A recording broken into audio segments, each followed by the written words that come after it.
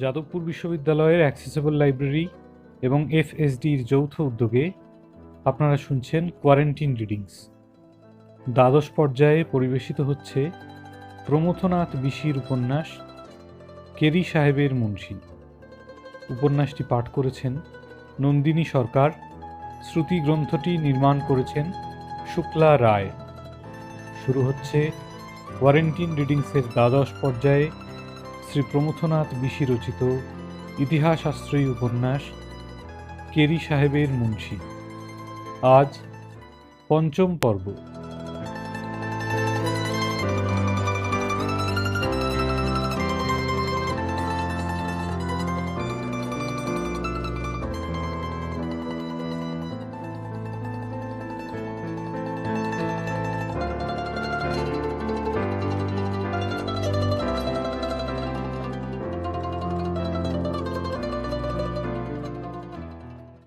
পৃষ্ঠা 121, দ্বিতীয় খণ্ড, পৃষ্ঠা 122 ব্ল্যাঙ্ক, পৃষ্ঠা 123, দ্বিতীয় খণ্ডের প্রথম অধ্যায় আগুনের ফুলকি।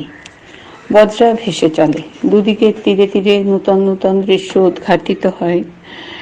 সকাল বিকাল মধ্যাহ্ন, রাত্রি আসে আকাশের তারা আর পৃথিবীর দ্বীপ সাজিয়ে। মাঠে মাঠে বেজে ওঠে শিবার ধ্বনি, কখনো বা বাঘের গর্জন।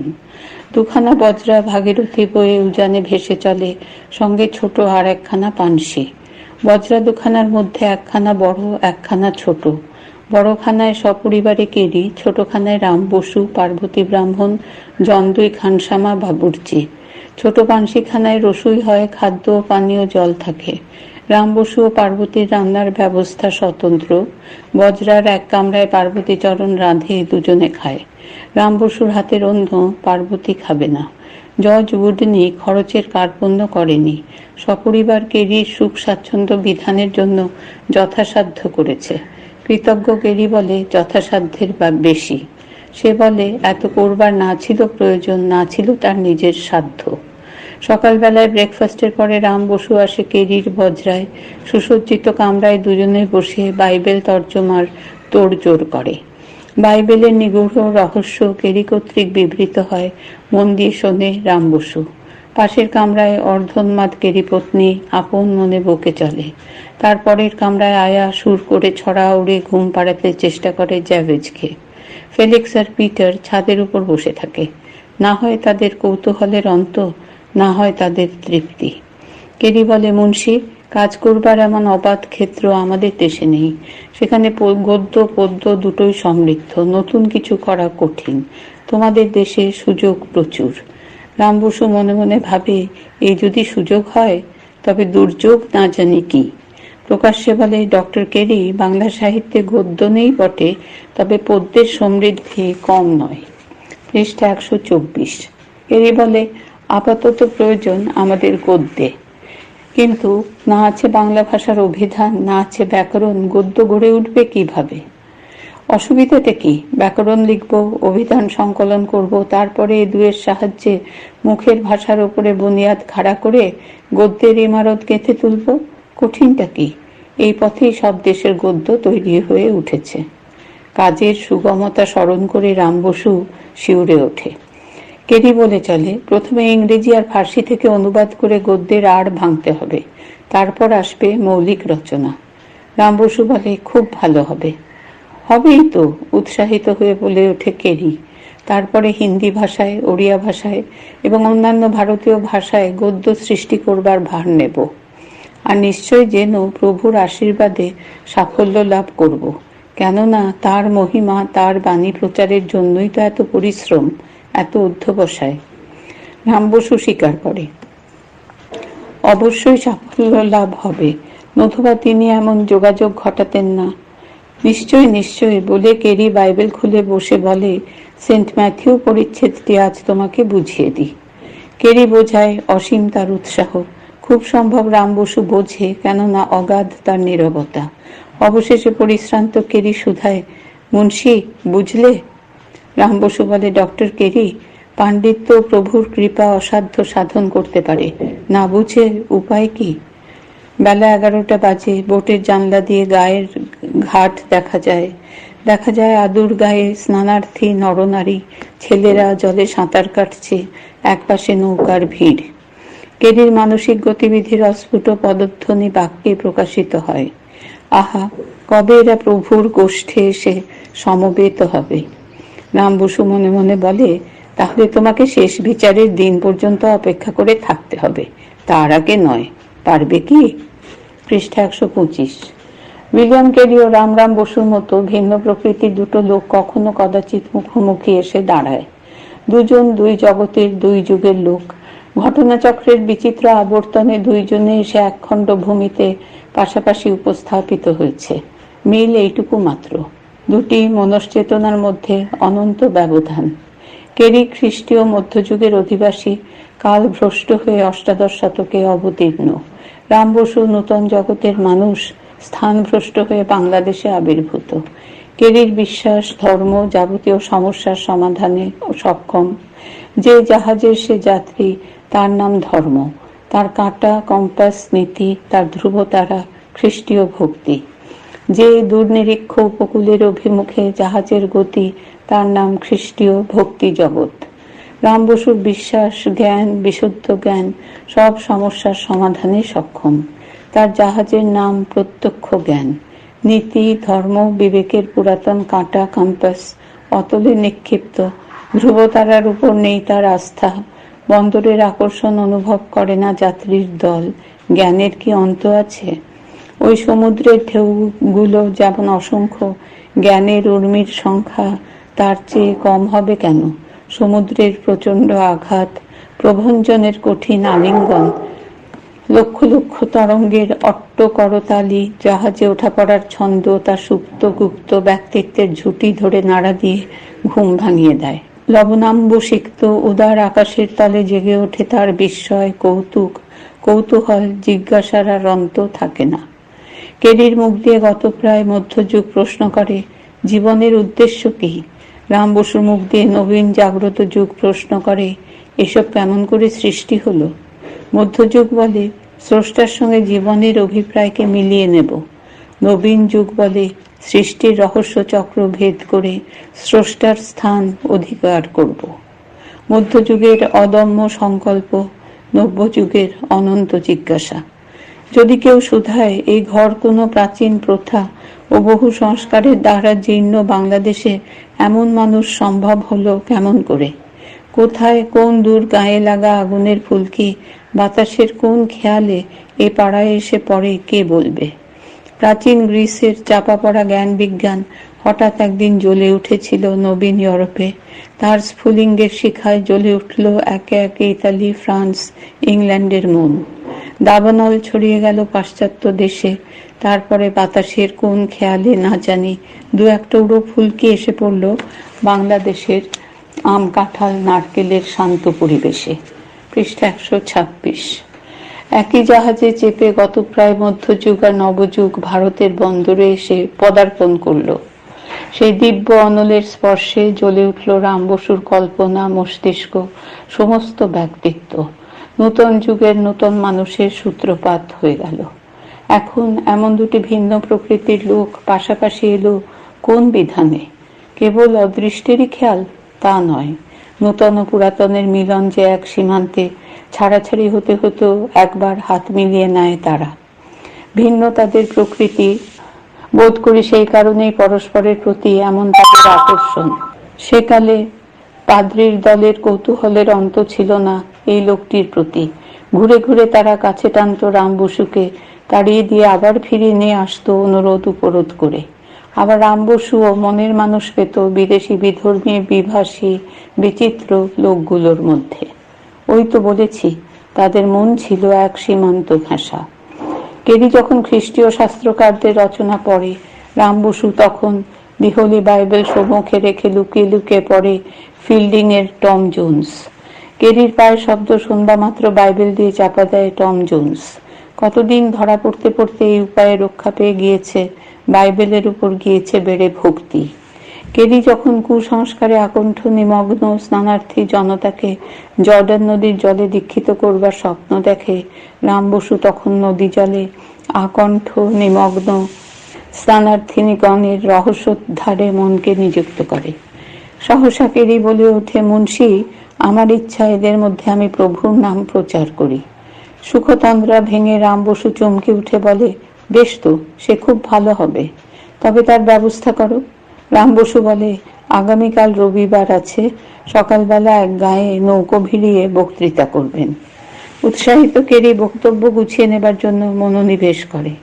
পাশের কামরায় অর্ধোন্মাদ ডরথি থেকে থেকে চিৎকার করে ওঠে, টাইগার, টাইগার। পৃষ্ঠা 127। ওই শব্দটা মাঝে মাঝে চিৎকার করে ওঠা তার এক বাতিক হয়ে দাঁড়িয়েছে।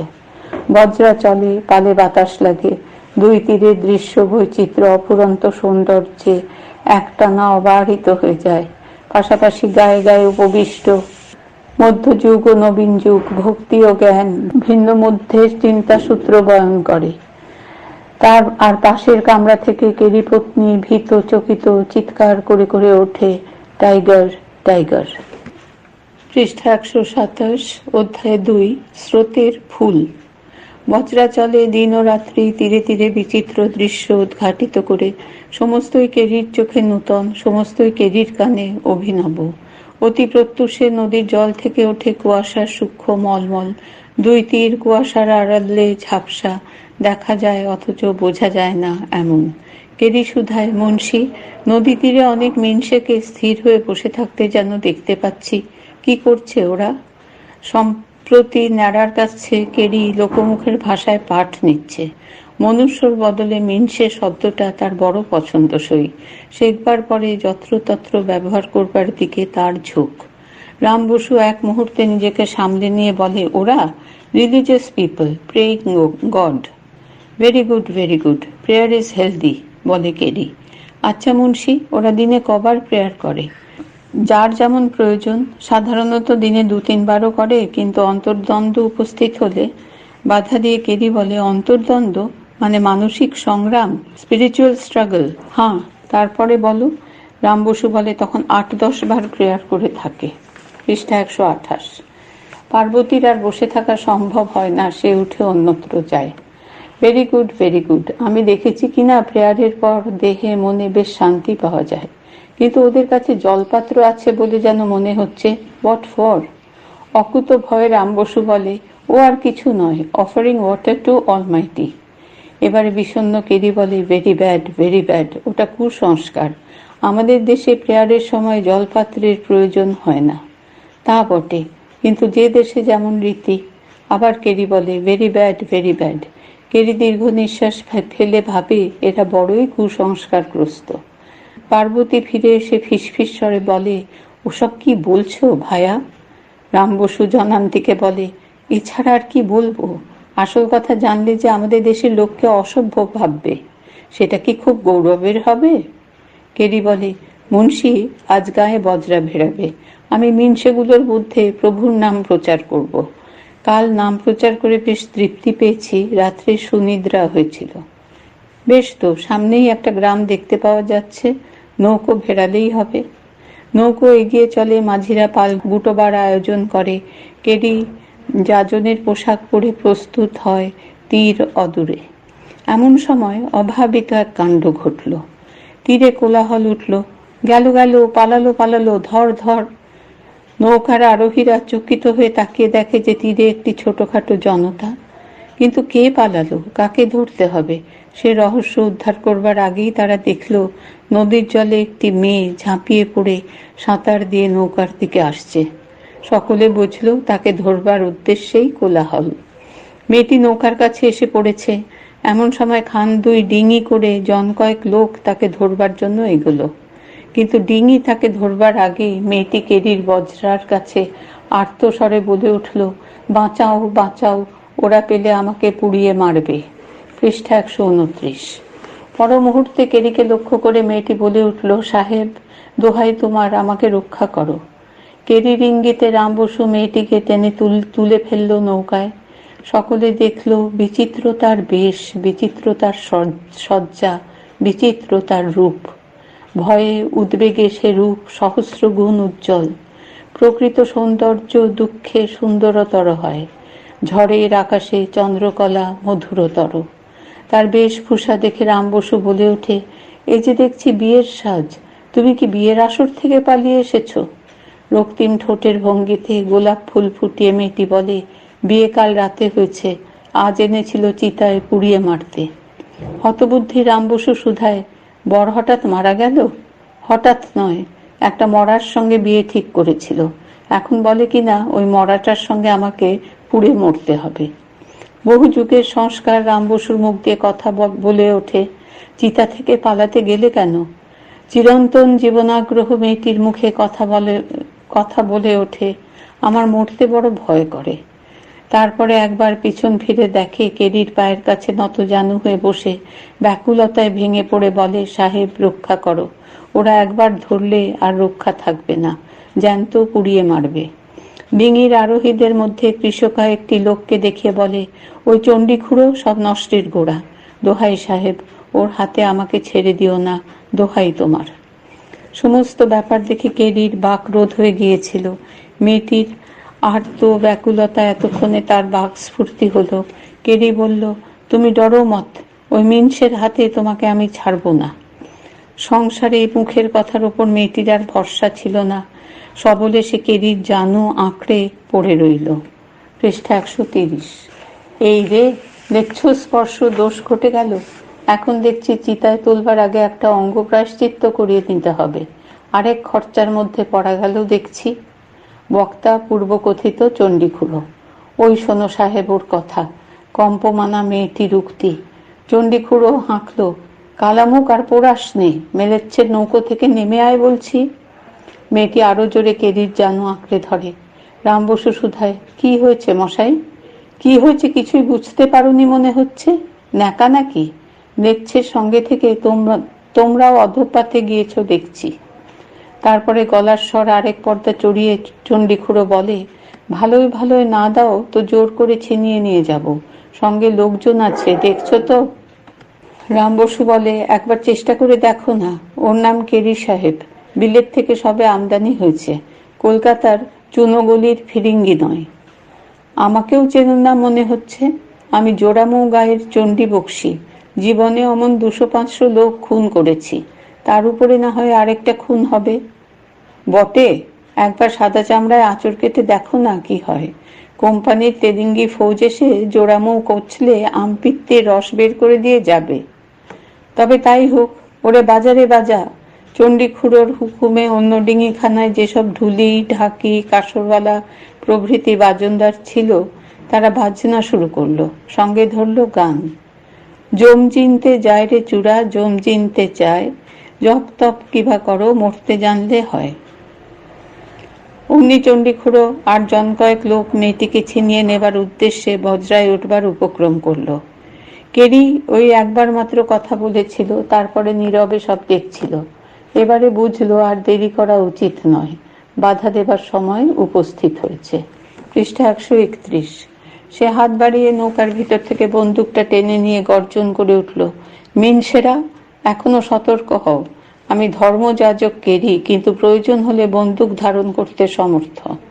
অতএব শোনো, যদি এই মুহূর্তে তোমরা আমার বজ্রা পরিত্যাগ না করো, তবে আমি বন্দুক নিক্ষেপ করতে বাধ্য হব। কেরির গর্জনে অবিলম্বে বাঞ্ছিত ফল ফলল। সকলে সুরসুর করে নিজ নিজ ডিঙিতে এসে উঠল। কেরি পুনরায় বন্দুক উঁচিয়ে গর্জন করে উঠল, তোমরা এখনই নৌকা নিয়ে ফিরে যাও, নতুবা আর এক মুহূর্ত পরেই আমি বন্দুক চালনা করতে বাধ্য হব। এবারেও অবিলম্বে বাঞ্ছিত ফল ফুলল। নৌকার আরোহীদের মধ্যে একবার কানাকানি হলো, তারপর নৌকার মুখ ফিরল তীরের দিকে। বাজনা অনেক আগেই থেমে গিয়েছিল, কিন্তু চণ্ডীখুড়ো ভাঙে তবু মচকায় না।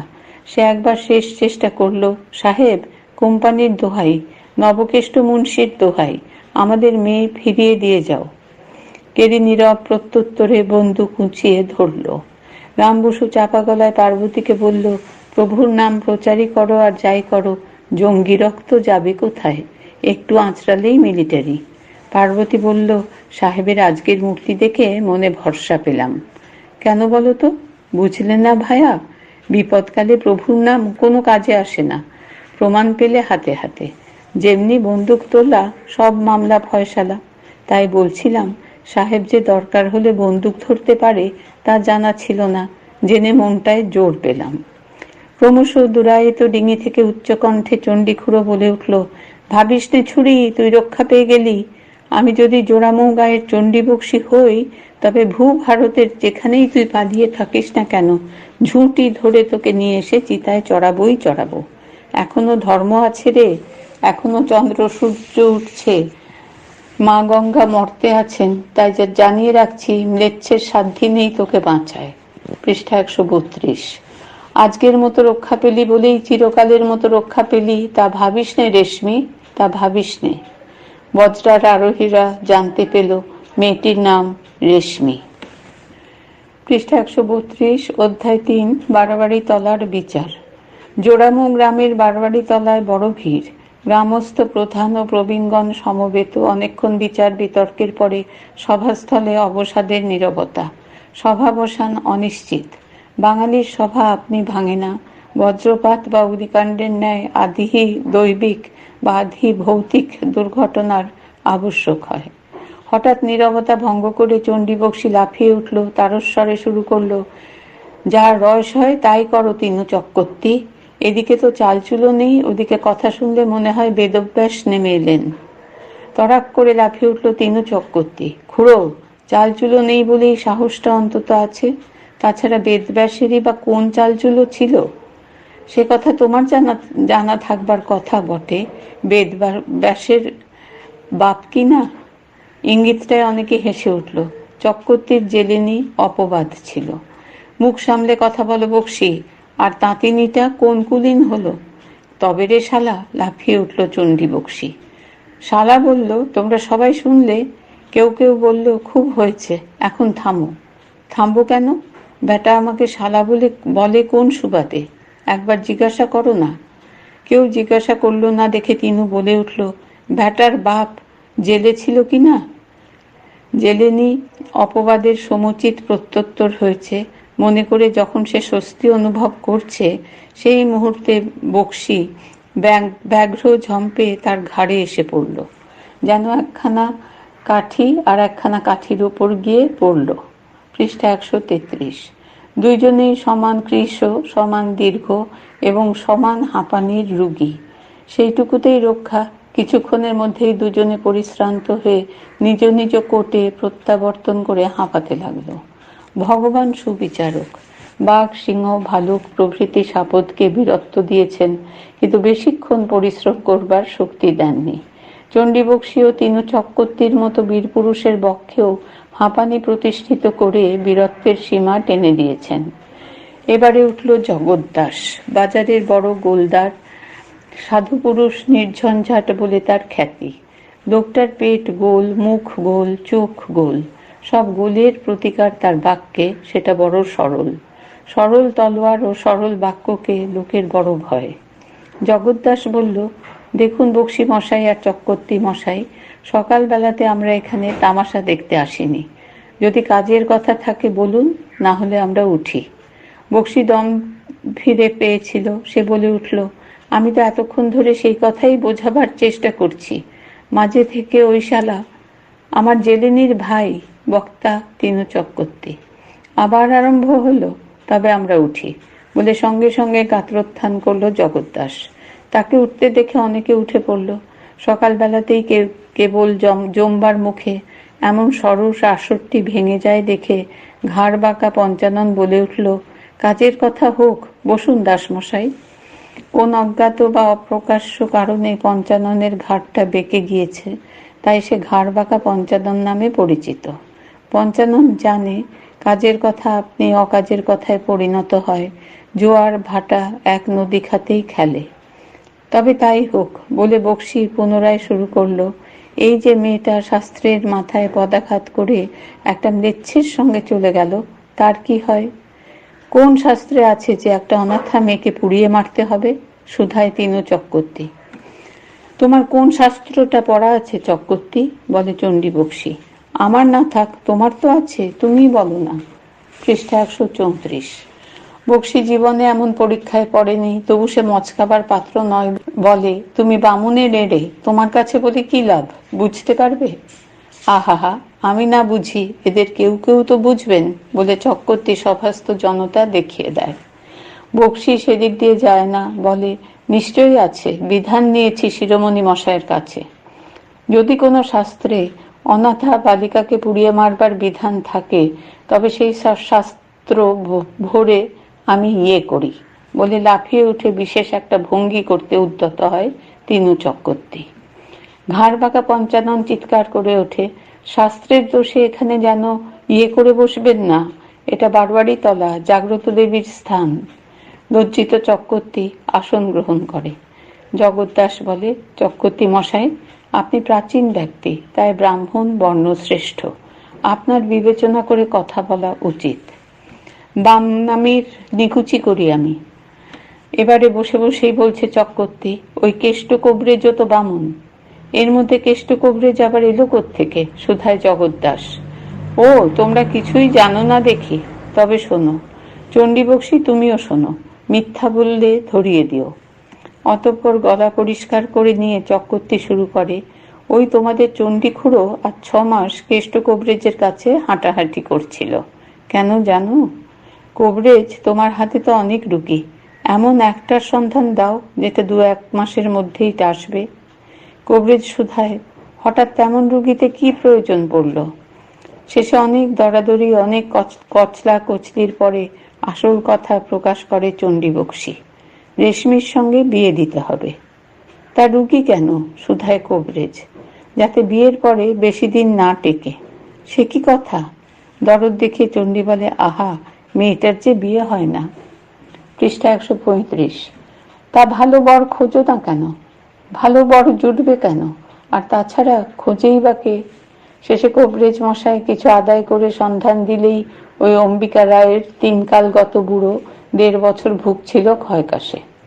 কখনো ক্ষয়কাশ নয়, হাঁপানি, চিৎকার করে বলে চণ্ডীবক্সী। এতক্ষণ সে হতভম্ব হয়ে ভাবছিল, এত কথা চক্রবর্তী জানলো কেমন করে? ওই রকম হাঁপানি তোর হোক, উত্তর দেয় তিনু। কিন্তু এতে বক্সী মশাইয়ের লাভ কি? শুধায় জগদ্দাস। ওহো, তুমি কিছুই জানো না দেখছি, আর জানবেই বা কেমন করে? থাকো শের বাটখারা দাড়িপাল্লা নিয়ে। যদি না জানো তো শুনে নাও। মেয়েটা বিধবা হলে তাকে তোমাদের হিন্দু শাস্ত্রের দোহাই দিয়ে পুড়িয়ে মারতে পারলেই তার সম্পত্তিটুকু উত্তরাধিকার সূত্রে পাবে। কি ঠিক বলছি কি না চণ্ডীবক্সী? তুমি খিরিস্তানের মতো কথা বলছো। আরে বাবা, খিরিস্তান কাকে বলে এবারে দেখলে তো? গিয়েছিলে তো একবার, পালিয়ে এলে কেন ল্যাজ গুটিয়ে? যাও না আবার। যাবই তো, আমি কি সহজে ছাড়বো? আর একবারে না হয় 100 বার যাব, 99 বার হাতে থেকে যাবে, একবারেই কাজ ফর্সা হবে। কৌতূহলী হয়ে কেউ কেউ শুধায়, সেটা আবার কেমন? গুলি মেরে এফোড় ওফোড় করে দেবে। নিজের রসিকতায় নিজে হো হো করে হেসে ওঠে চক্রবর্তী, বলে, বাবা, একেই বলে বাঘের উপর ডাক।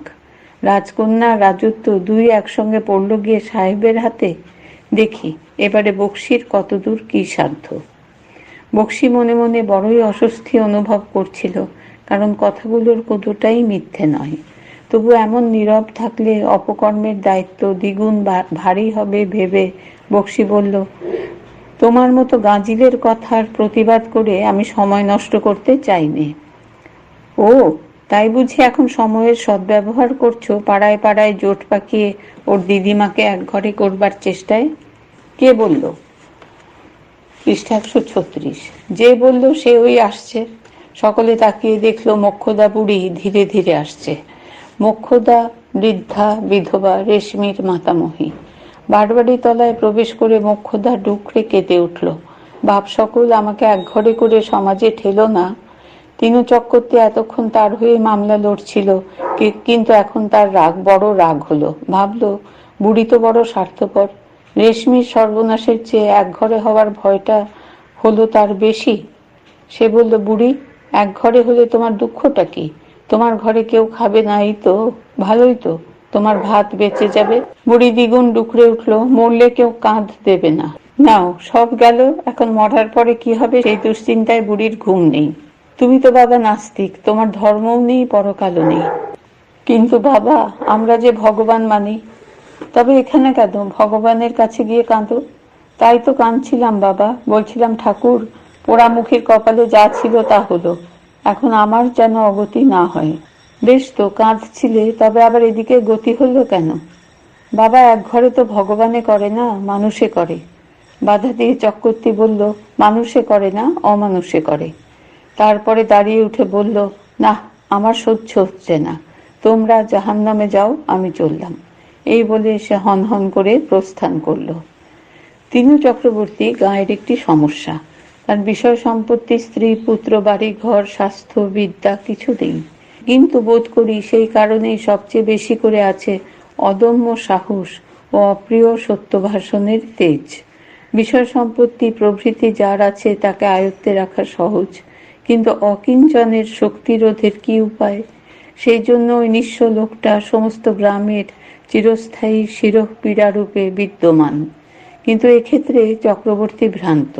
যে সমাজে বিচারের চেয়ে আচারের, ধর্মের চেয়ে অনুষ্ঠানের, ইহকালের চেয়ে পরকালের গুরুত্ব বেশি, সেখানে একঘরে হওয়ার ভয় দুর্বিষহ, আর মৃত্যুর পরে মৃতদেহটার অগতি আশঙ্কা একবারেই অসহ্য। পৃষ্ঠা 137। যে সমাজে যাবতীয় দুষ্কৃতি কপালের উপরে চাপিয়ে নিজেকে দায়মুক্ত অনুভব করবার পথ প্রশস্ত, সেখানে রেশমির বাস্তব সর্বনাশের তুলনায় তার দিদিমার কাল্পনিক সামাজিক বাধা যে গুরুতর হবে, এ তো নিতান্ত সহজবোধ্য ব্যাপার। কাজেই মোক্ষদা বুড়ির দৃষ্টিতে তিনু চক্রবর্তী নাস্তিক ও অধার্মিক। চণ্ডীবক্সীর কাছে নতি স্বীকার করে সে বলল, তোমরা যা বলবে বাবা, তাই করব। চণ্ডী সগর্বে সকলের দিকে তাকিয়ে বলল, দেখলে তো, ধর্মের কল বাতাসে নড়ে কি না? যে দেশ ধর্মের কল নাড়াবার ভার বাতাসের উপর অর্পণ করে নিশ্চিন্ত থাকে, সে দেশের দুঃখের অন্ত থাকে না। অবশেষে অনেক বিতর্ক ও বিতণ্ডার পরে মোক্ষদার কাছ থেকে বারবারই কালীমাতার ভোগের জন্য 21টি সিক্কা টাকা ও সোয়ামন চাল নিয়ে তার উপর থেকে সামাজিক দণ্ড প্রত্যাহার করা স্থির হলো, এবং আরো অনেক সলা পরামর্শের পর সিদ্ধান্ত হলো যে কলকাতায় গিয়ে জাত কাছারির কর্তা মহারাজা নবকৃষ্ণ বাহাদুরকে ধরাও করা আবশ্যক। কোম্পানির উপরে তার প্রভূত প্রভাব। তিনি ইচ্ছা করলে অবশ্যই সাহেবের কবল থেকে রেশমিকে উদ্ধার করার উপায় করে দিতে পারেন। চণ্ডীবক্সী অবিলম্বে কলকাতা যাত্রার উদ্যোগ শুরু করে দিল। পৃষ্ঠা 137, অধ্যায় 4, রেশমি সূত্র। রেশমি সম্বিত ফিরে পেতে পুরো 3টি দিন লেগে গেল। চতুর্থ দিনে খানিকটা গরম দুধ পান করে সে আবার শুয়ে পড়ল। ছিরুর মা বলল, ওরকম ভাবে না খেয়ে থাকলে যে মরে যাবে, নাও এই সন্দেশ দুটো খাও। কিন্তু কোনো সাড়া দিল না রেশমি। ছিরুর মা জ্যাভেজের আয়া। তন্দ্রায় ঘুমিয়ে স্বপ্নে কেটেছে এই কয়দিন রেশমির। যতক্ষণ পর্যন্ত চণ্ডীবক্সী দলবল নিয়ে শাসাচ্ছিল, সে প্রাণপণ বলে কেরির হাঁটু আঁকড়ে পড়েছিল। পৃষ্ঠা 138। নিজের শেষ বিন্দু শক্তিকে চাপকে জাগিয়ে রেখেছিল। চণ্ডীর দল অপসারিত হতেই তারও শক্তি নিঃশেষিত হয়ে গেল। ছিন্নমূল লতার মতো নিঃশব্দে নেতিয়ে পড়ে গেল কেরির 2 পায়ের মাঝখানে নৌকার পাটাতনের ওপর। রাম বসু ডেকে আনলো ছিরুর মাকে। তখন দুজনে ধরাধরি করে নিয়ে চলল তাকে ছিরুর মার কামরায়। সেই যে শুলো, ঘুমে তন্দ্রায় স্বপ্নে কেটে গেল 3 দিন 3 রাত। না গেল মুখে এক বিন্দু জল, না গেল পেটে এক দানা অন্ন। মেয়েটিকে যখন নিয়ে যাওয়া হচ্ছে ছিরুর মার ঘরে, মিসেস কেরি একবার উঁকি মেরে শুধালো, ওর কি হয়েছে, বাঘে ধরেছে নাকি? ফেলিক্স বলল, না, অজ্ঞান হয়ে গিয়েছে। মিসেস কেরি তার বাক্য সমাপ্ত করে দিয়ে বলল, বাঘের আক্রমণেই, দেখছো না ওর গা লাল হয়ে গিয়েছে, ভেজা চেলি লেপ্টে রয়েছে ওর গায়ে। দুধটুকু পান করে শুয়ে পড়ল, কিন্তু ঘুম আর এলো না। ঘুমেরও একটা সীমা আছে। দেহে নূতন করে বলের সঞ্চার অনুভব করল সে। বল কমতে কমতে শেষ সীমায় পৌঁছে আবার বোধ করি আপনি বাড়তি মুখে রওনা হয়, অমাবস্যার চন্দ্রের শুক্লা তিথিতে সঞ্চারের মতো। নতুবা রেশমির নতুন করে বল অনুভব করবার কি কারণ থাকতে পারে? বলের সঙ্গে এলো আশা, আশার সঙ্গে আবার বাঁচবার ইচ্ছা। সে ভেবেছিল এখন মরলেই বাঁচি। এবার ভাবতে শুরু করলো, আবার বাঁচি না কেন? ভাবলো, মরবই যদি, তবে চিতা থেকে পালাতে গেলাম কেন? চিতার স্মরণে সর্বাঙ্গ শিউরে উঠল। চেষ্টা করল মনটাকে সেদিক থেকে ফিরিয়ে আনতে, কিন্তু তার সম্ভব হলো না। একে একে মর্মান্তিক দৃশ্যগুলো ভেসে উঠতে লাগলো তার চোখকে, একে একে, কিন্তু ঠিক পরম্পরা রক্ষা করে নয়। গত অষ্টপ্রহরের অগুন্তি দৃশ্য হরির লুটের বাতাসার মতো ছিটকে পড়ছে, পূর্বাপর ঠিক থাকছে না। কয়েকদিন থেকে কানাঘুষো সে শুনছিল যে তার বিয়ে আসন্ন, কিন্তু তা যে এত আসন্ন তা কি জানতো? সেদিন সন্ধ্যাবেলায় বুঝলো আজ রাতেই বিয়ে। ঢোল সানাইয়ের বাজনা মাঝে মাঝে এখনো যেন কানে এসে বাজছে। চেলিচন্দনে সেজে হাতে দুগাছা রুলি পরে রওনা হলো সে বিবাহ মণ্ডপের দিকে। ওই চণ্ডীখুড়োরই যেন আগ্রহ বেশি। আর ওই কি বর, শরীর যেন বৃষ কাঠ, মাথা ভরা টাক, চোখ ঢুকে গিয়েছে গর্তের মধ্যে, মুখে একটাও দাঁত নেই। কে যেন চাপা গলায় বলল, অমন সুন্দর মেয়েটাকে দিল ভাসিয়ে। পৃষ্ঠা 139। চণ্ডীখুড়ো ভারী গলায় হাঁকলো, ওরে বাজা বাজা, লগ্ন হয়েছে। বন্দুকের শব্দ কেন? তবে কি বিয়েতে বোম ফাটাবার ব্যবস্থাও ছিল? পাশর ঘরেই উঠল বরের শ্বাস। কবরেজ ডাকো, ওরে কবরেজ নিয়ে আয়। কে একজন বলে উঠল, এবার আমদানি তো কবরেজের কৃপাতেই হয়েছে, আবার তাকে কেন? চণ্ডীখুড়ো তাড়া দেয়, তোমরা এখনো যাও দেখি, গোল করো না। না, শেষ হয়ে গেল, সর্বনাশ হলো ছুরিটার। কেষ্ট কবরেজ ধনন্তরী বটে, বিয়ে শেষ হবার আগেই বরের শেষ হলো। তারপর কি হলো ওর ভালো মনে পড়ে না। সব কেমন যেন জট পাকিয়ে যায়। ঢাক ঢোলের আওয়াজের মধ্যে সবাই ওকে কোথায় নিয়ে গেল। ক্ষুধা, তৃষ্ণা, বিচিত্র অভিজ্ঞতা তাকে এমনি অসাড় করে রেখেছিল যে এতটুকু ঔৎসুক্য ছিল না তার মনে। সবাই বলল চল চল, সে চলল। যখন সংজ্ঞা হলো, দেখলো সম্মুখে চিতা সাজানো, উপরে শায়িত একটা মৃতদেহ। লোকটা কে? ওর সঙ্গে কি তার সম্বন্ধ? ঠিক বটে, এতক্ষণে মনে পড়ে, ওই লোকটার সঙ্গেই তো বিয়ে হয়েছিল। কবে? কাল রাত্রে না পূর্ব জন্মে, কিছু মনে পড়ে না। সবাই ওকে স্নান করাতে নিয়ে যাচ্ছে কেন? তবে কি, বোধ করি তবে তাই। পাড়ার বিন্দু বামনিকে চিতায় উঠতে সচক্ষেও দেখেছে।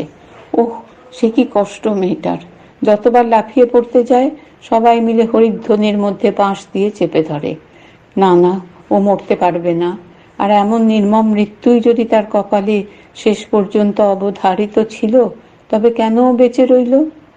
ওর বাপ মা অন্য দুই ভাই বোনদের মতো নৌকোডুবি হয়ে কেন মরল না? না, কিছুতেই না, মরতে ওর বড় ভয়। সে দেখল অবাধ সুযোগ রূপে সম্মুখে নদী প্রবাহিত হয়ে যাচ্ছে। পূর্বাপর চিন্তা মাত্র না করে জলে ঝাঁপিয়ে পড়ল। প্রথমটা কেউ নজর দেয়নি, শেষে রব উঠল, গেল গেল, ডুবলো ডুবলো। না না, ডোবা নয়, পালালো রে পালালো। আন নৌকান, আন ডিঙি, পিছনে দাঁড়ের ছপ ছপ শব্দ। সম্মুখে কার ওই বজরা? বাঁচাও বাঁচাও, পুড়িয়ে মারলো আমাকে, শিগগির বাঁচাও। কে একজন হাত বাড়িয়ে টেনে তোলে, রেশমি জড়িয়ে ধরে কার একজনের হাঁটু। এতক্ষণ এমন বিচিত্র কাজ করবার শক্তি কে জোগালো ওকে? যতক্ষণ বিপদের আশঙ্কা ছিল, শক্ত ছিল। আশঙ্কা দূর হতেই মূর্ছিত হয়ে পড়ল। পৃষ্ঠা 140। রেশমি রেশমি, ওঠো, কিছু খাও। এই তো দুধ খেলাম। ওমা, সে তো কালকে খেয়েছো। তবে কি এর মধ্যে একটা দিন চলে গেল? যাবে না? দিন কি কখনো মুখ চেয়ে বসে থাকে? কি খাবো? ভাত। সাহেবের বজরায় খাবো না। ওমা, সাহেবের বজরায় কে খেতে বলছে? সঙ্গে যে হিন্দুর বজরা আছে। তুমি সেখানে যাও? তবে কি খ্রিস্টানের বজরায় খেয়ে খ্রিস্টান হব? তবে আমাকে সেখানে নিয়ে চলো। কিন্তু তোমাকে কি বলে ডাকবো? সবাই যা বলে ডাকে, ছিরুর মা। রাম বসুদের বজরায় এসে 4 দিন পরে রেশমি অন্ন গ্রহণ করল। পৃষ্ঠা 140, অধ্যায় 5, ন্যাড়া দি গ্রেট। প্রতিদিন বিকালে ন্যাড়ার কাছে কেরি লোকমুখের ভাষায় পাঠ গ্রহণ করে। সকালবেলা যেমন শেখে ফার্সি ও সংস্কৃত রাম বসুর কাছে। রাম বসুকে কেরি বলে, মুন্সি, বাংলা গদ্য গড়ে তুলতে হবে। লোকে যেসব শব্দ সদা সর্বদা ব্যবহার করে তার উপরে। রাম বসু বলে, তাই করুন না কেন, আমি তো সাহিত্যের ভাষায় কথা বলি নে। তোমার ভাষায় ফার্সি শব্দের আধিক্য, সংস্কৃত শব্দও কম নয়। লোকমুখের ভাষা অবিকৃত ন্যাড়ার মুখ। ও আমাকে খুব সাহায্য করছে। ওর নাম দিয়েছি ন্যাড়া দি গ্রেট। কিন্তু ও যে একেবারে অশিক্ষিত। আমার বাইবেলের তর্জমাও যে হবে অশিক্ষিত লোকের জন্য। পৃষ্ঠা 141। দেখো, সেদিন ন্যাড়া দি গ্রেট আমাকে শিখিয়েছে মিনসে শব্দটা। শব্দটার খুব তাকত। ওটা নিতান্ত গ্রাম্য শব্দ। অধিকাংশ লোকই যে গ্রাম্য। দেখো মুন্সি, মনুষ্য বলো, পুরুষ বলো, লোকজন বলো, মিনসের মতো কোনোটাই এক্সপ্রেসিভ নয়। মিনসে শব্দটা উচ্চারণ করবা মাত্র আস্ত একটা মানুষ সম্মুখে এসে দাঁড়ায়। রামবসু বোঝে যে কারণেই হোক সাহেবের কাঁধে এখন গ্রাম্য ভাষার পেতনি ভর করেছে। প্রতিবাদ করা বৃথা। প্রতিবাদ করলেও পেতনি সহসা নামবে না। কাজেই এখন পেতনির সমর্থন করাই বুদ্ধির কাজ। সে বলে, আপনি যা বলেছেন, গ্রাম্য শব্দের তাকতি আলাদা। তবে বলে একখানি কাগজ টেনে বের করে কেরি। দেখো, ন্যাড়া দি গ্রেট আরো কতগুলো চমৎকার শব্দ আমাকে জুগিয়ে দিয়েছে। এই বলে সে পাঠ করে, কাহিল, ঠাকুরজি, খানকি, মাগি, বেটা, ফলানা। তারপরে বলে ওঠে, ফলানা এমন চমৎকার শব্দ না আছে ইংরেজি ভাষায়, না আছে তোমার সংস্কৃত ভাষায়। অমুক ব্যক্তি বা দ্যাট ম্যান ফলানার কাছে মদের কাছে জলের মতো সাধুতাহীন। তারপরে উৎসাহিত হয়ে উঠে বলে, এরপরে যখন আমি প্রভুর নাম প্রচার করব, সমবেত জনতাকে সম্বোধন করব, হে মাগি, মিনসে ও অন্যান্য ফলানাগণ। কেমন হবে? চমৎকার হবে। রামবসু মুখে বলে বটে চমৎকার হবে, কিন্তু মনে মনে ভাবে আমার 20 টাকার মাইনের চাকরি খতম হবে। সমবেত জনতা তোমাকে দশা পাইয়ে ছাড়বে। দ্বিতীয়বার আর নাম প্রচার করবার সুযোগ দেবে না। দেখো মুন্সি, আমি স্থির করেছি নাড়ার কাছে গ্রাম্য শব্দ সংগ্রহ করব, আর তোমার কাছে শিখব বাংলা গদ্য রচনার কৌশল। আর কিয়দ্দূর অগ্রসর হলে লোকমুখের ভাষায় গ্রন্থ রচনা করব। আর এক আধখানা গ্রন্থ রচনা করে কলম দুরস্ত হলে বাইবেলের তর্জমা শুরু করব। এ অতি উত্তম প্রস্তাব। কোন বিষয় অবলম্বন করে লিখবেন কিছু স্থির করেছেন কি?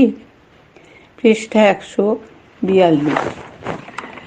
বিষয় আপনি এসে জুটেছে। ভাসমান নৌকার উপরে কোথা থেকে বিষয় এসে জুটলো ভেবে পায় না রামবসু।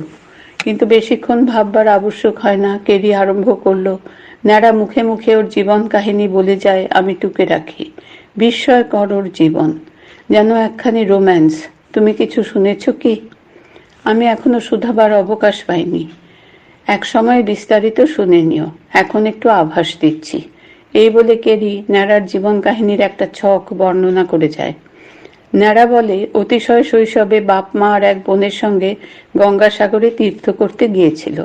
ফেরবার পথে খেজুরির কাছে বোম্বেটেরা ওদের নৌকো লুট করে নেয়। ওর ধারণা ওর বাপ মা নিহত হয়েছে। বোনের খবর তারপরে পায়নি, খুব সম্ভব সেও নিহত হয়েছে। ও যে কেমন করে ব্যান্ডেল গির্জার ক্যাথলিক পাদ্রীদের হাতে এসে পড়লো তা বলতে পারে না। ক্যাথলিক পাদ্রী? রামবসু আতঙ্কে শিউরে ওঠে। মুন্সি আতঙ্কিত হয়ে উঠলে কেন? আতঙ্কিত হব না। ক্যাথলিক সম্প্রদায় যে প্রভুর সত্য ধর্মের দুশ্মন। ঠিক কথা, ঠিক কথা বলে আনন্দে কেরি রামবসুর করমর্দন করে। রামবসু মনে মনে হাসে। তোমার প্রভুকে তুমি যত জানো, আমার 20 টাকার প্রভুকে তার চেয়ে বেশি জানি আমি। কোন কথায় তার মন ও টাকার থলি কতখানি বিস্ফারিত হবে তা আমার চেয়ে কেউ বেশি জানে না। কেরি বলে ওঠে, তোমার মতো গুণী লোকের 20 টাকা বেতন অত্যন্ত লজ্জার কথা। এবারে মদনাবাটিতে গিয়ে আরো 5 টঙ্কা বাড়িয়ে দেব। প্রস্তাবটা কানে ঢোকেনি এমন ভাবে রামবসু বলে, ন্যাড়ার জীবন কথা বলুন। দুশ্মনদের কাছে 5-7 বছরও থাকে। সেই সময় 2-4 কথা ইংরেজি শেখে। একদিন যখন নদীর ধারেও খেলছিল, ছেলে ধরার দল ভুলিয়ে নৌকোয় তুলে নিয়ে আসে কলকাতায়। সেখানে প্রসিদ্ধ হারমোনিক ট্যাভার্নের মালিকের কাছে ওকে 10 টাকায় বিক্রি করে। ও বাসন কোসন পরিষ্কার করত, ফাই ফরমাস খাটতো, আর অবসর সময় লাল দিঘির একটা বড় তেঁতুল গাছের তলায় লুকিয়ে লুকিয়ে সিগারেট খেত। পৃষ্ঠা 143। শেষে হারমোনিক ট্যাভার্ন উঠে গেলে বাসন কোসন আসবাবপত্রর সঙ্গে ও বিক্রি হয়ে যায়। মার্টিন সাহেব কিনে নেয় ওকে 20 টাকায়। এবারে থেমে কেরি শুধায়, কেমন বিস্ময়কর নয়? বিস্ময়কর, কিন্তু এমন অভিনব কিছু নয়, এমন আকছার ঘটছে। দুঃখের কথা বলবো কি ডক্টর কেরি, চুরি করা ছেলে কলকাতার সাহেব সুবোধের চাকর বাকরের মহল, আর চুরি করা মেয়ে কলকাতার গণিকাপাড়া ভর্তি হয়ে গেল। রাম বসু চুপ করে থাকে। হয়তো সাধারণভাবে কলকাতার বেশ্যাপল্লীর কথা মনে পড়ে, হয়তো বা বিশেষভাবে টুস্কির কথা মনে পড়ে। তারপরে আবার বলে, এই যে মেয়েটা এসে পড়ল, শেষ পর্যন্ত তারই বা গতি কোন মহলে হবে কে বলতে পারে। কে? রেশমি? কেরি বলে, ওকে এদিক ওদিক যেতে দেব না। ওর সঙ্গে কাল আমার কথা হয়ে গেছে। ও বলে কিছুতেই ওর সমাজে ফিরবে না। তা আমি জানি, ফিরে গেলে ওর মৃত্যু অবধারিত। কেরি বলে, ওর নিজ নামে কিছু বিষয় আছে, ওর মৃত্যু না হওয়া অবধি উত্তরাধিকারীগণ নিশ্চিন্ত হতে পারছে না। কেরি বলে চলে, রেশমি বলছিল যে আমার কাছে থাকলে ওকে জোর করে ছিনিয়ে নিয়ে যেতে কেউ সাহস করবে না। মুন্সি, আমি স্থির করেছি ওকে ইংরেজি শেখাবো, আর কখনো স্বেচ্ছায় যদি সত্য ধর্ম গ্রহণ করতে ইচ্ছা প্রকাশ করে তবে ওকে খ্রিস্টীয় মণ্ডলীভুক্ত করে নেব। প্রস্তাবটা বসুর ভালো লাগে না, মুখে বলে, মন্দ কি? মিসেস কেরি মেয়েটিকে খুব পছন্দ করেছেন, ওর সঙ্গে গল্পগাছা করেন, আর তাতে অনেকটা প্রকৃতিস্থ থাকেন। কিন্তু সবচেয়ে জমেছে ন্যাড়ার সঙ্গে ভাব। দুজন দুজনকে পেলে আর ছাড়তে চায় না, প্রায় সমবয়স্ক কিনা। রাম বসু বলে, তা আমি লক্ষ্য করেছি। দুটিতে বজ্রার ছাদে বসে সারাদিন গল্প করছে, বেশ দেখায়, যেন দুটি ভাই বোন। এমন সময় হঠাৎ মাঝিদের কোলাহল শুনে রাম বসু জিজ্ঞাসা করল, কি মাঝি, ব্যাপার কি? পৃষ্ঠা 144। মাঝিদের একজন বলল, ওই ছিপ নৌকাখানার গতিক ভালো নয়। রাম বসু তাকিয়ে দেখল দূরে একখানা ছিপ। কি মনে হয়? বোম্বে টেতের নৌকো বলে মনে লাগে। বোম্বে টেতের নৌকো? সকলে একসঙ্গে চকিত হয়ে ওঠে। কি সর্বনাশ! পাল তুলে দাও, পাল তুলে দাও। ওরে ওঠ ওঠ, সকলে মিলে হাত লাগা। রাম বসু বলে উঠল, সম্মুখে রাত্রি, পিছনে বোম্বেটে, আজ বড় বিপদ। পৃষ্ঠা 144, অধ্যায় 6, তিনু চক্রবর্তীর দৈত্য। অনেকগুলো পালে বাতাসের ঠেলায় দুখানা বজরা জল কেটে ছুটেছে, কিন্তু বজরা গুরুভার, ছিপ আর হালকা, দুয়ের ব্যবধান ক্রমেই কমে আসছে। বজরার ছাদে বন্দুক হস্তে কেরি, পাশে ন্যাড়া ও রাম বসু। ন্যাড়া বলল, জ্ঞান হওয়ার আগে একবার বোম্বেতে দেখেছিলাম, এবারে সজ্ঞানে দেখব। তার অনন্ত কৌতূহল ও জিজ্ঞাসা। রাম বসু শুধালো, তোর ভয় করছে না? ভয় করবে কেন? তাছাড়া আমিও তো বোম্বেটে। সে আবার কেমন? মার্তুনি সাহেব আমার স্বভাব দেখে আমার নাম দিয়েছিল বোম্বেটে। সেই বোম্বেটে নয় রে, এরা আসল বোম্বেটে। এবারে ছিপ ও বজ্রার ব্যবধান খুব কমে এসেছে, কথা বললে শোনা যায়। ছিপের আরোহীদের ভয় দেখাবার উদ্দেশ্যে কেরি বন্দুকের আওয়াজ করল। ছিপ থেকে একজন হেঁকে বলল, সাহেব, মেলা গুলিটুলি করো না, আমরা তোমাদের বন্ধু। কেরি হেঁকে বলল, আমরা বোম্বেটিয়াদের বন্ধু হতে চাই না। পৃষ্ঠা 145। তবে না হয় আমরাই চাইলাম, কিন্তু আমরা বোম্বেটে ফোম্বেটে নই। এমন সময় রেশমি মুখ বার করে শুধালো, কে, তিনু দাদা নাকি? হ্যাঁ রে ছুরি, হ্যাঁ।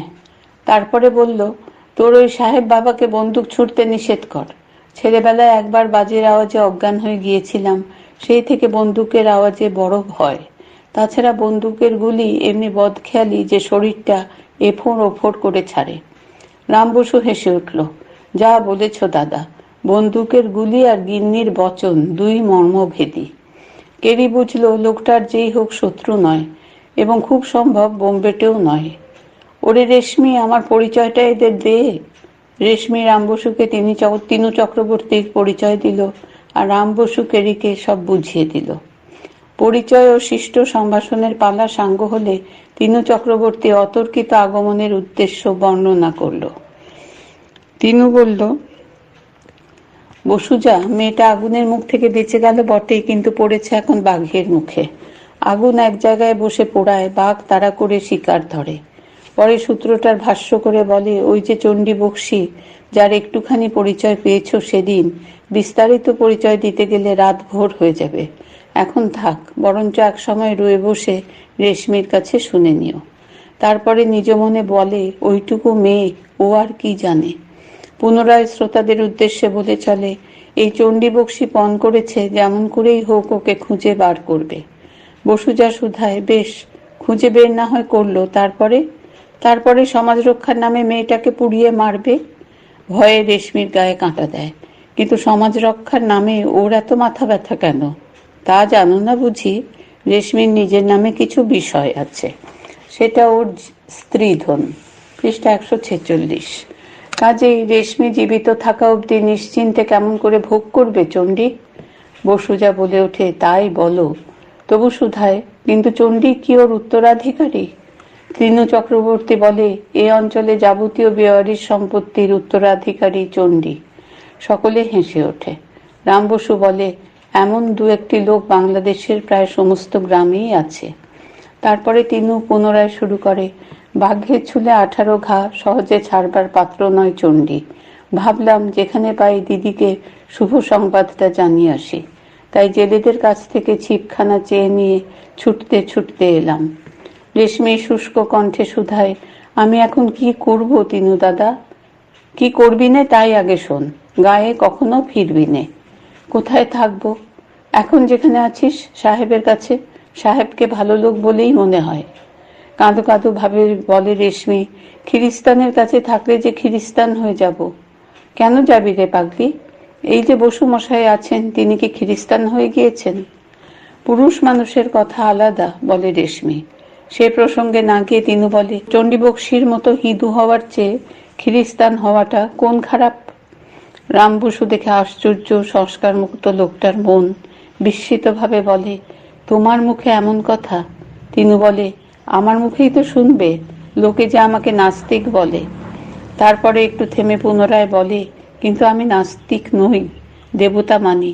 মানি নে চণ্ডী মণ্ডপের দলকে। প্রসঙ্গ পাল্টে রাম বসু শুধায়, চণ্ডী খুড়ো এখন কি করবে ভাবছ? পৃষ্ঠা 147। ওরা ঠিক করেছে যাবে জাত কাছারির কর্তা নবকৃষ্ণ বাহাদুরের কাছে। সাহেব শুভ তার হাতের মুঠোয়। তারপর খুব সম্ভব নবকৃষ্ণ বাহাদুরের ফরমান নিয়ে খুঁজতে বের হবে দিকে দিকে। কথাটা রাম বসুকে গম্ভীর করে তোলে। তার ভাব লক্ষ্য করে তিনু বলে, বসুমশাই, রেশমিকে কখনো যদি কলকাতায় নিয়ে যাও, খুব সাবধানে রাখবে। চণ্ডী বক্সির হাজার চোখ। রেশমি বলে, ও তিনু দাদা, তোমার তো 3 কুলে কেউ নেই, চলো না আমাদের সঙ্গে। তিনু হেসে বলে, না রে পাগলি, তা হয় না, আমাকে ফিরে যেতে হবে গায়ে। কেন? আমি থাকলে চণ্ডীখুড়োর দল তবু একটু ঠান্ডা থাকে। এই বলে রেশমির পলায়নের পরবর্তী যাবতীয় ঘটনার বর্ণনা করে। ব্যাখ্যান শেষ হলে বলল, আজ রাতটা বসুমশাইয়ের আশ্রয়ে থাকবো, তারপরে কাল ভোরবেলা আবার রওনা হব জোড়ামৌ। তিনু চক্রবর্তী ফিরে যাবে শুনে রেশমি কাঁদতে শুরু করলো। বলল, তিনু দাদা, যাবে যদি তবে এলে কেন? তিনু হেসে বলল, তার মানে না এলেই খুশি হতিস? কি বল? রেশমি কোনো উত্তর করলো না, কাঁদতেই লাগলো। আরো খানিকটা রাত হলে রেশমি উঠে গেল। তিনু চক্রবর্তীকে নিয়ে রাম বসু আহারের জন্য গাত্রোত্থান করলো। রেশমির আর কিছুতে ঘুম আসে না। ঢেউয়ের ছলছল কলকল শব্দ স্নিগ্ধ মাতৃ করতলের মতো তার নিদ্রাহারা চিন্তা স্পর্শ করে যায়। ঢেউয়ের দোলায় অনুভব করে সে মাতৃক্রোড়ের আন্দোলন। কখন সে ঘুমিয়ে পড়ল, ঘুমিয়ে পড়ে স্বপ্ন দেখল নদীতে নৌকো ডুবছে অসহায় দম্পতি। গেল সব তলিয়ে গেল।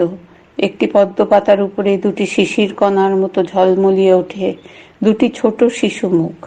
এমন সময় কে দেয় তাকে নদীতে ছুঁড়ে, সে পড়ে গিয়ে পদ্ম পাতার উপরে। টলমল করে ওঠে পাতা।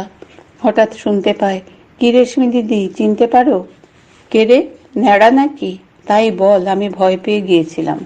পৃষ্ঠা 148। তোমার একটুতেই ভয়? ওটা কে রে? চিনবে, সময়ে চিনবে। ডুবলো কারারে? নিজের বাপ মাকে চিনতে পারো না? রেশমি কাঁদতে শুরু করলো। ঘুম ভেঙে গিয়ে দেখে বালিশ ভিজে গেছে, চোখের কোণ তখনও সজল। আশ্চর্য স্বপ্ন। তবে কি সত্যি সে সেদিনকার অতি শৈশবের নৌকোডুবির ইতিবৃত্ত স্বপ্নে দেখল? ভাই বোন বেঁচে গিয়েছিল জনশ্রুতি, তাদেরই কি তবে শিশু মুখ? তবে একটা মুখ ন্যাড়ার কেন? আরেকটা তবে কার? দূর, স্বপ্ন কি কখনো সত্যি হয়? হায়, কেন সত্যি হয় না? ভাবতে ভাবতে আবার সে ঘুমিয়ে পড়ে। পৃষ্ঠা 148, অধ্যায় 7, জাত কাছারির কর্তা। শোভাবাজারে মহারাজার নবকৃষ্ণ বাহাদুরের প্রাসাদে দরবার কক্ষ। দরবার ভাঙে ভাঙে, অধিকাংশ লোক গিয়েছে, মহারাজা এখনো ওঠেননি। নিতান্ত অন্তরঙ্গ 2-4 জন পার্শ্বদের সঙ্গে বিশ্রামভালাপে নিযুক্ত আছেন। মহারাজা একাকী উচ্চাসনে উপবিষ্ট, পাশে একটি মখমলের তাকিয়া, কিন্তু সেটি এমন তকতকে নতুন, মনে হয় না যে কখনো রাজঅঙ্গের স্পর্শ পাওয়ার সৌভাগ্য তার হয়েছে। বস্তুত এই প্রবীণ বয়সেও মহারাজা ঋজুভাবে আসীন। ঠ্যাসান দিয়ে বসা তার অভ্যাস নয়। তার পরনে মলমলের ধুতি, স্কন্ধে মলমলের উত্তরীয়, মুন্ডিত মস্তকের মধ্যভাগে শিখা সমন্বিত কেশগুচ্ছ, ললাটে তিলক, গলায় তুলসীর মালা, পায়ের কাছে মাটিতে হাতির দাঁতের কাজ করা খড়ম। একদিকে স্বতন্ত্র 2খানি আসনে 2 জন প্রবীণ ব্যক্তি, তাদেরও বেশভূষা অনুরূপ, তবে সেগুলি মূল্যবান নয়। একজন প্রসিদ্ধ মহামহোপাধ্যায় পণ্ডিত জগন্নাথ তর্ক পঞ্চানন, মহারাজার সভা পণ্ডিত।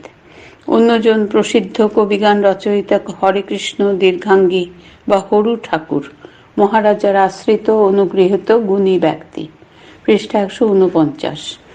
এই 3 জনের মধ্যে মৃদুস্বরে আলোচনা চলছে। এতক্ষণ দরবারে যে প্রসঙ্গ উঠেছিল তারই জের। এমন সময় চণ্ডীবক্সী 2-3 জন সঙ্গী নিয়ে ঢুকল। মহারাজার পায়ের কাছে মালে করে 2টি আকবরী মোহর নজরানা স্বরূপ রাখল, আর তারপরে সকলে মিলে সাষ্টাঙ্গ দণ্ডবৎ করল। চণ্ডী উঠে দাঁড়ালে তাকে ভালো করে দেখে নিয়ে নবকৃষ্ণ বাহাদুর জিজ্ঞাসা করলেন, কে, চণ্ডীবক্সী নাকি? আজকাল চোখে ভালো দেখতে পাইনে।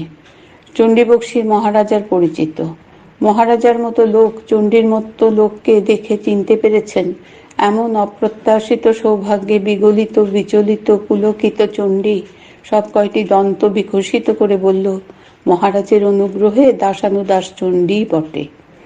মহারাজার অনুগ্রহের অভাব ঘটলেই চণ্ডীরও যেন রূপান্তর ঘটবে। তারপর সঙ্গীদের দিকে তাকিয়ে বলল, কেমন, বলেছিলাম না যে আসল বড়লোক ছোট লোককে কখনো ভুলে না। চণ্ডী যে অর্থে কথাগুলো বলুক না কেন, ক্লাইভ হেস্টিংসের মতো ধুরন্ধরদের মাথায় হাত বুলিয়ে যিনি বৈষয়িক সৌভাগ্যের শীর্ষে উঠেছেন, তার পক্ষে কথাগুলো অন্য অর্থে সত্য। ছোট লোক চিনে তাদের ক্ষমতার সদ্ব্যবহার না করতে পারলে হেস্টিংসের মুন্সি মহারাজা নবকৃষ্ণ হতে পারতেন কি? মহারাজা বললেন, তারপর কেমন আছো? গোপীনাথজির গোবিন্দজির কৃপাতে ভালোই আছি।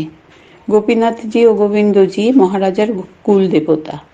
তারপরে ভ্রম সংশোধন করে নিয়ে চণ্ডী বলল, আর ভালো আছি তাই বা বলি কেমন করে?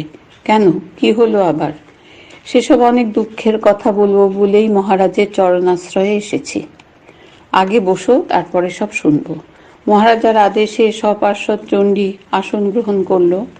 কি হয়েছে বলো তো, তোমাকে যেন বিচলিত বোধ হচ্ছে? চণ্ডী জানে যে হিন্দু ধর্মপ্রাণ জাতি, অর্থাৎ ধর্মটাকে ভালো করে খেলাতে পারলে এই নির্বোধ জাতির কাছ থেকে কাজ আদায় করা সহজ। পৃষ্ঠা 150।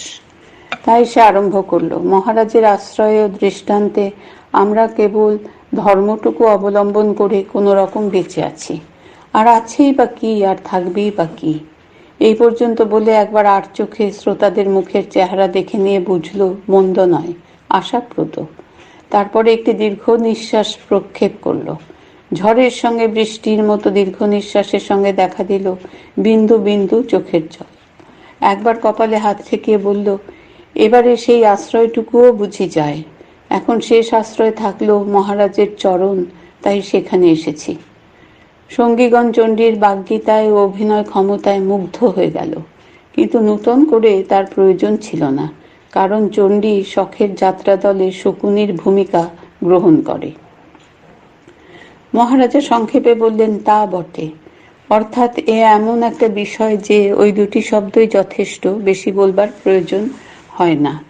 এবারে জগন্নাথ তর্ক পঞ্চানন মুখ খুললেন, বললেন, বাপু হে, আমাদের শাস্ত্রে বলেছে ধর্মস্য তত্ত্বং নিহিতং গুহায়ম, ধর্মের তত্ত্ব গুহাতে নিহিত। কিন্তু তোমার মনটি দেখছি সেই গুহার চেয়েও গোপন। আসল ব্যাপারটা কি বলতো? শুধু ধর্মের খাতিরে কেউ 20 ক্রোশ মাটি ছুটে আসে এ প্রথম দেখলাম। চণ্ডীবক্সী পাকা খেলোয়াড়, টোলে তো পড়ে না, বলল, পণ্ডিত মশাইয়ের কাছে কিছু লুকোবার উপায় নেই। হ্যাঁ, এবার আসল ব্যাপারটা বলি। তারপরে সময়োচিত পরিবর্ধন ও পরিবর্জন করে রেশমি সংক্রান্ত ঘটনা সে নিবেদন করল। রূপান্তরের ফলে বিষয়টা দাঁড়ালো এই রকম। চণ্ডী বলে, সতীলক্ষ্মী নারী যখন স্বেচ্ছায় আর্য নারীর আদর্শ অনুসরণ করে পতির চিতায় অনুমৃতা হতে উদ্যত হয়েছে, সেই সময় এক বেটা ম্লেচ্ছ সাহেব, এখানে তার মুখমণ্ডলে আর্য পুরুষোচিত ঘৃণার ভাব প্রকট হলো। একদল লেঠেল নিয়ে এসে ছিনিয়ে নিয়ে গেল মেয়েটাকে। মহারাজ শুধালেন, কেন, তোমাদের গায়ে কি লাঠি ধরবার লোক ছিল না? লাঠি ধরে কি হবে মহারাজ, সাহেবের হাতে যে বন্দুক ছিল। পৃষ্ঠা 151। থাকলোই বা, বললেন তর্ক পঞ্চানন। ধর্মের জন্য কত আর্য পুরুষ প্রাণ দিয়েছে, তোমরাও 2-4 জন না হয় প্রাণ দিতে। চণ্ডী বলে, নিশ্চয় নিশ্চয়, কিন্তু ব্যাটা ম্লেচ্ছ প্রাণ নেওয়ার জন্য অপেক্ষা করলো কই? মেয়েটাকে নিয়েই নৌকোয় চড়ে সরে পড়ল। তর্ক পঞ্চানন বলেন, মেয়েটা যদি ইচ্ছা করে গিয়ে থাকে তবে। বাক্য শেষ করতে না দিয়েই চণ্ডী বলে, সেরকম মেয়ে নয় জোড়া মৌ গাঁয়ের। মেয়েটার সে কি আছাড়ে পিছাড়ি কান্না, ছেড়ে দাও সাহেব, ছেড়ে দাও।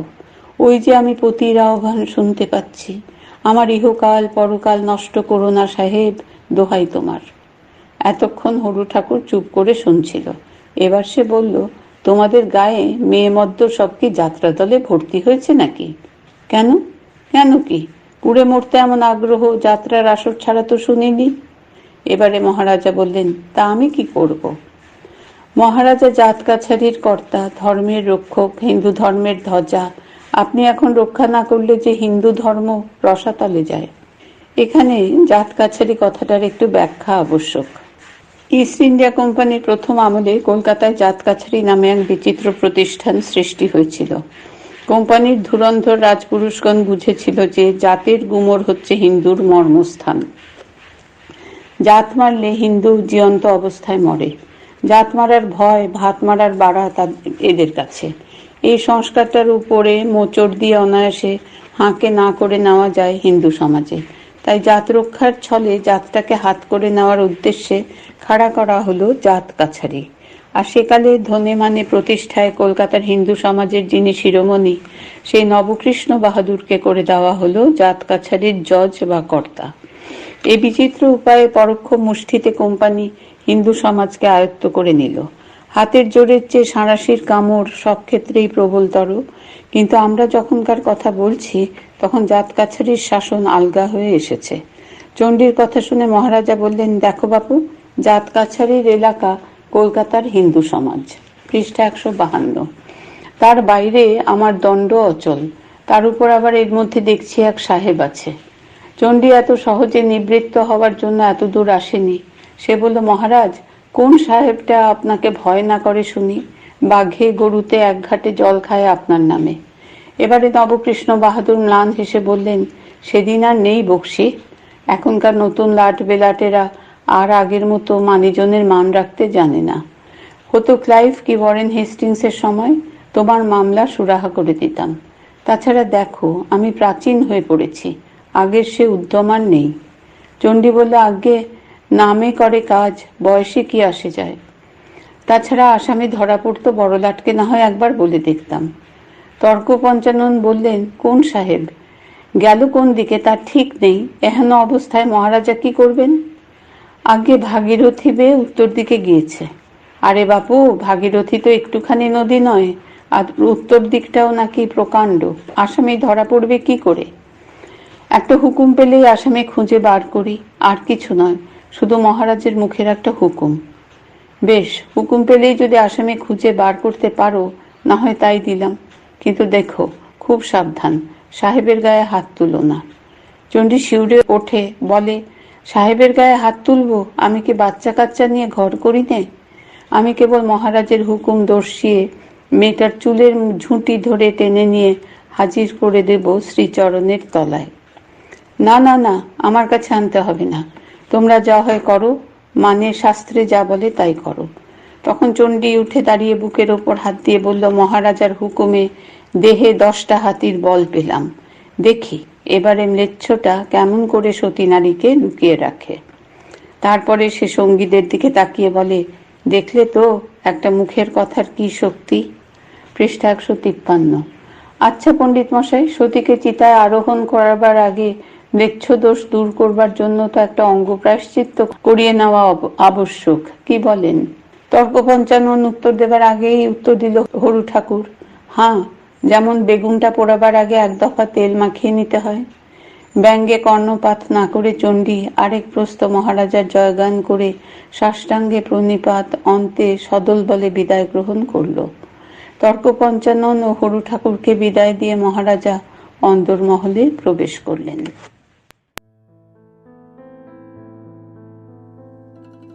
শুনছিলেন শ্রী প্রমথনাথ বিশি রচিত কেরি সাহেবের মুন্সি উপন্যাসটির আজকের পর্ব। গ্রন্থ পাঠে নন্দিনী সরকার, শ্রুতিগ্রন্থ নির্মাণে শুক্লা রায়। কোয়ারেন্টিন রিডিংস আপনাদের কেমন লাগছে তা আমাদের জানাতে আপনারা আমাদেরকে ইমেল করতে পারেন info.fsdju@gmail.com এই ইমেল আইডিতে।